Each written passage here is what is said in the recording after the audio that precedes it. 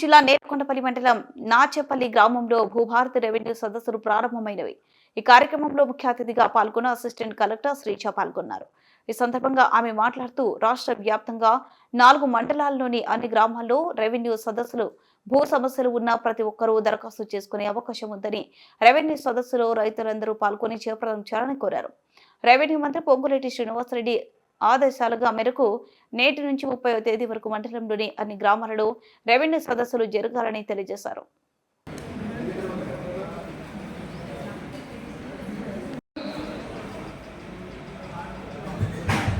Staff ఉందా ఇక్కడ రండి. రెవెన్యూ స్టాఫ్ ఎవరున్నారు? మొత్తం తిరుగుతున్నారు.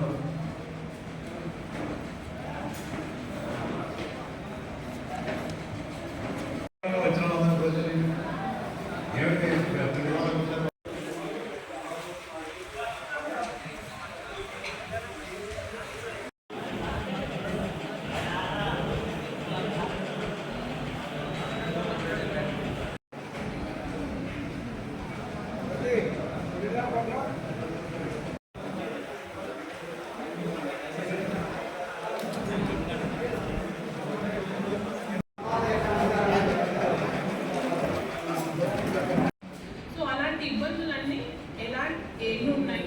ఒక విలేజ్లో ఫర్ ఎగ్జాంపుల్ ఉన్న జనాభా 500-600 ఉన్నాం. ఎలాంటి ఇబ్బందులు ఉండొచ్చు, ఆ ఇబ్బందులన్నీ మనం సరి చేయడానికి ఎలాంటి విధానం పాటించాలనే దానికోసం చిన్న పైలట్ సర్వే చేసుకున్నాం అనమాట. దానికోసం మనం 4 మండలాలను ఎన్నుకున్నాం స్టేట్ మొత్తం మీద. దాంట్లో నేర్కొండపల్లి ఖమ్మం నుంచి తీసుకున్నారు.